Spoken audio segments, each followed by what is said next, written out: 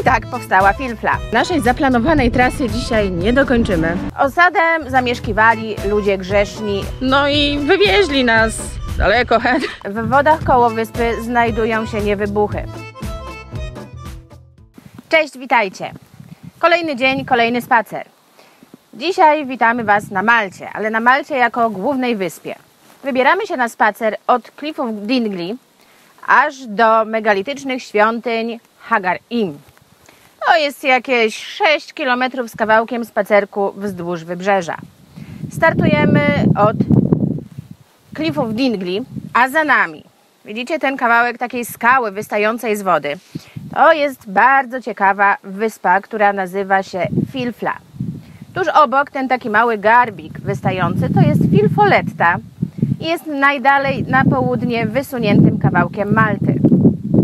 Sama Filfla jest bardzo interesująca. Zacznijmy od legendy z nią związanej. Otóż głosi ona, że na Malcie, w miejscu, które nazywane jest Maluba, znajduje się w miejscowości Randy. Kiedyś była osada. Osadę zamieszkiwali ludzie grzeszni, rozwiąźli, na których zdenerwował się Bóg. Pomimo jego ostrzeżeń, ludzie go ignorowali, to też Bóg wchłonął wioskę. Aniołowie wtedy wyrwali kawałek skały i wrzucili go do morza. I tak powstała Filfla.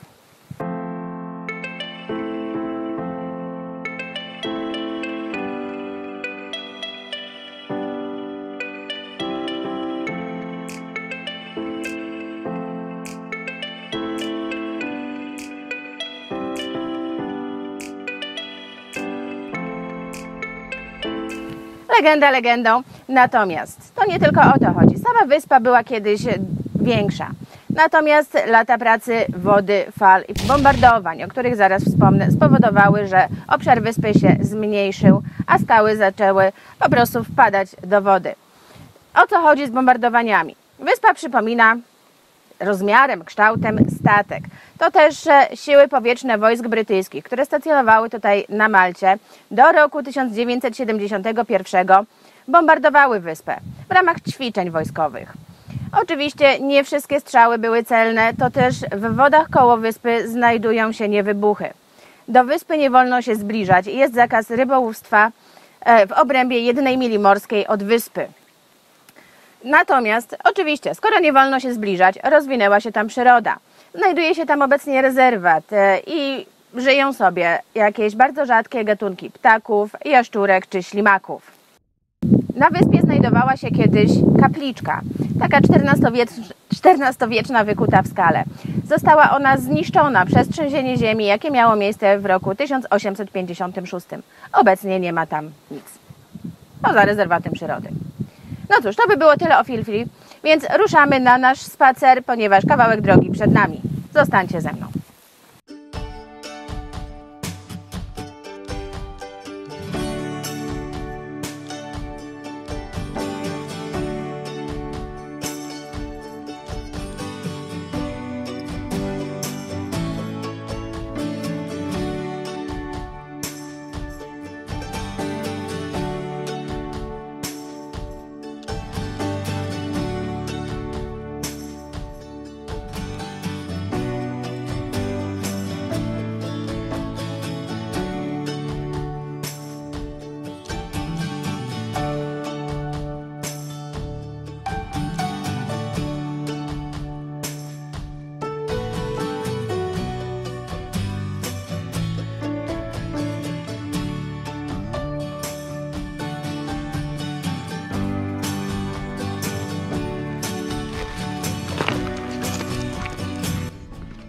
Tutaj mamy silosy z epoki brązu. Spacerując tędy, pamiętajcie, żeby uważać, żeby po prostu do takiej dziury nie wpaść.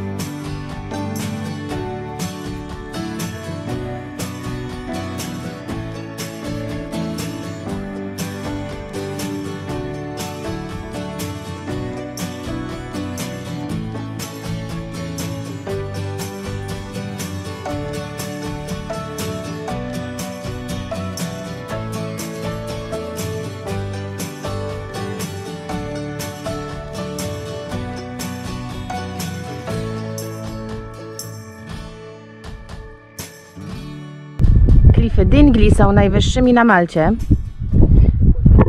i osiągają wysokość do 250 metrów.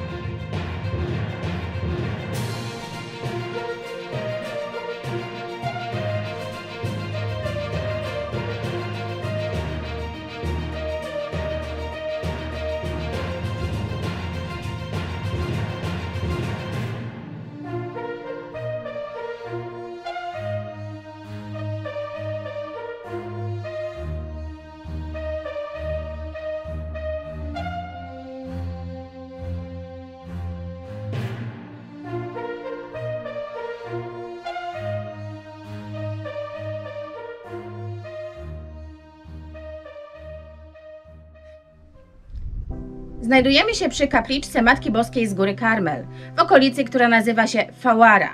Fawara bierze swoją nazwę od źródła. Otóż znajdowało się kiedyś tutaj źródło słodkiej wody. Jednak w XVII wieku mieszkańców tej okolicy nawiedziła susza. Susza wysuszyła źródełko i rolnicy zaczęli się martwić o swoje zbiory. Pewna bardzo wierząca kobieta zaczęła się modlić do Matki Boskiej o to, aby źródełko znowu trysło. Obiecała jej, że jeżeli jej modlitwa zostanie spełniona, postawi ona kapliczkę. Niebawem woda znowu wróciła. Źródełko trysnęło z podwójną hojnością, a kobieta dotrzymała swojego słowa i postawiła właśnie kaplicę Matki Boskiej z Góry Karmel.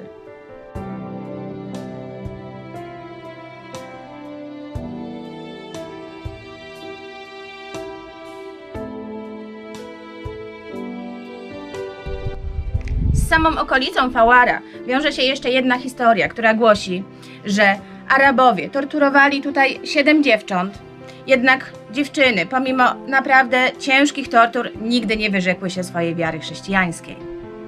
To już taka mniej optymistyczna historia.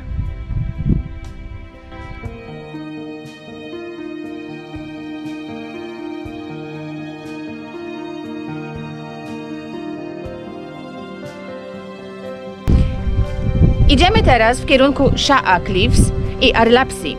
Bardzo fajne, bardzo malownicze miejsca, więc koniecznie zostańcie z nami.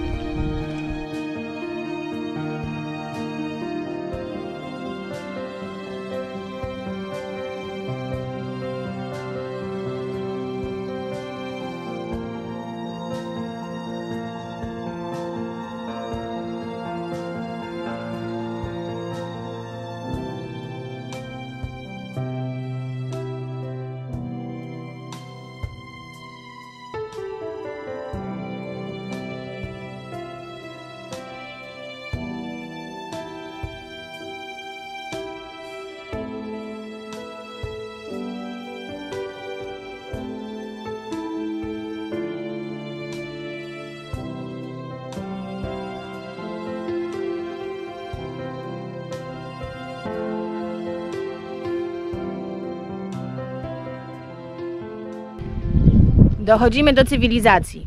Już mamy kawałek, taki odcinek, mamy taką asfaltową dróżką, a tam za mną widać Fawara Aqueduct. No to nie było go widać. Jak nie było go widać za mną, no to widać tutaj. O, jest.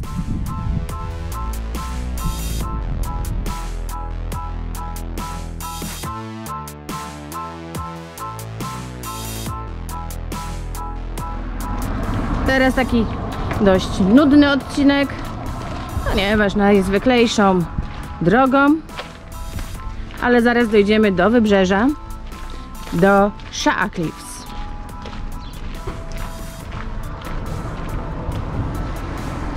I tak, moi drodzy, ważna sprawa.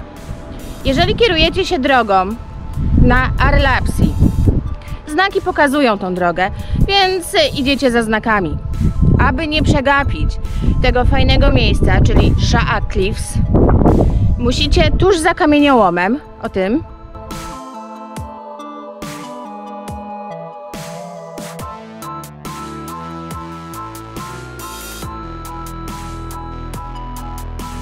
skręcić tutaj. O, tutaj sobie schodzimy w dół i zaraz oczom naszym ukazują się takie oto piękne widoki.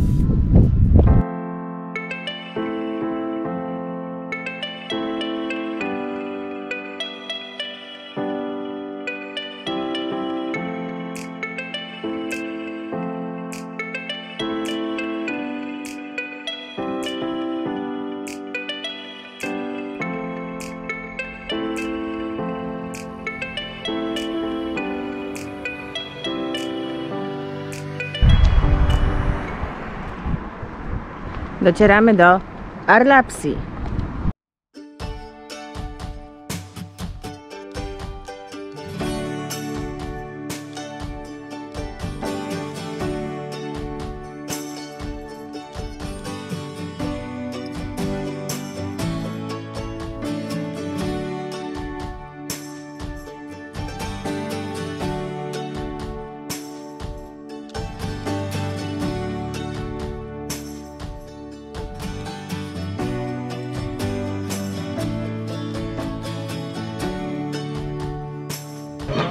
Patrzcie, jak elegancko pozabezpieczali, żeby skałki, jakieś odłamki skałek nie pospadały nikomu na głowę.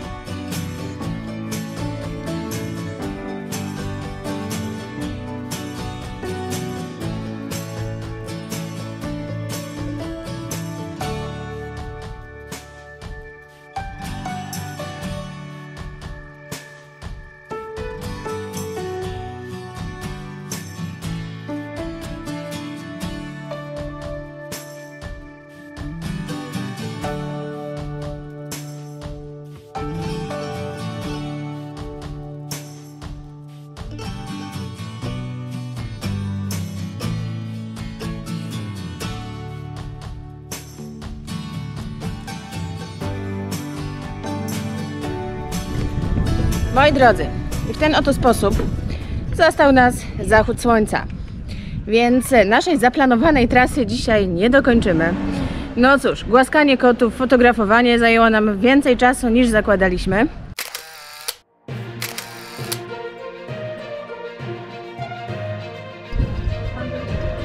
Ojej, jaki pieszczak!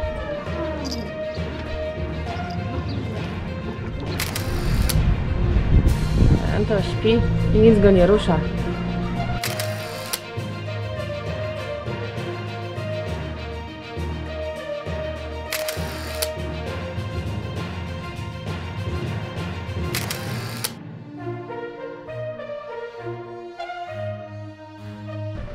No i co, to idziemy sfilmować zachód słońca, po czym złapiemy autobus i spróbujemy się dostać do Cliffów Dingley, czyli tam, gdzie zostawiliśmy autko. A kolejny etap, czyli od Arlapsi do megalitycznych świątyń, których tak naprawdę i tak nie mieliśmy w planie dzisiaj zwiedzać. To jest temat na zupełnie inne nagranie. Zostawimy sobie na kolejny raz. No to co? Zostańcie z nami jeszcze do zachodu słońca. Wydaje się być naprawdę piękny.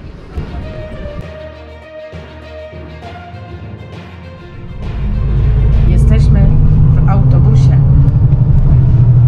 Tak, maska.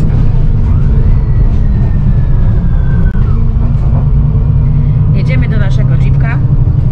No i będziemy się kierować z powrotem w stronę naszego hoteliku.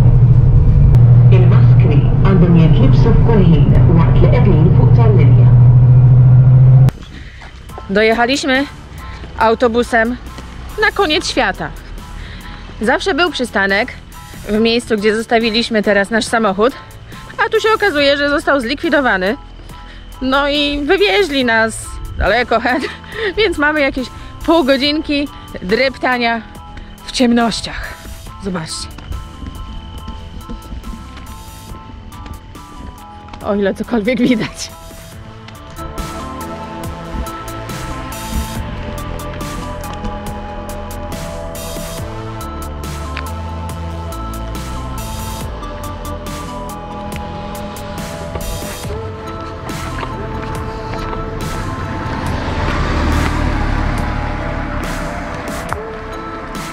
No i dotarliśmy ciemną nocą do naszego jeepka i już wracamy w kierunku naszego hotelu. Mam nadzieję, że podobał Wam się dzisiejszy odcinek. Dziękuję, że byliście ze mną. Dziękuję za oglądanie. Zostawcie jakąś łapkę w górę, komentarz, jakikolwiek ślad po sobie. Suba dajcie przede wszystkim. No i czekajcie na kolejne odcinki, bo to nie koniec naszych relacji z Malty i Gozo. Trzymajcie się tymczasem. Pozdrawiam Was ciepło. Do zobaczenia w kolejnym odcinku. Cześć!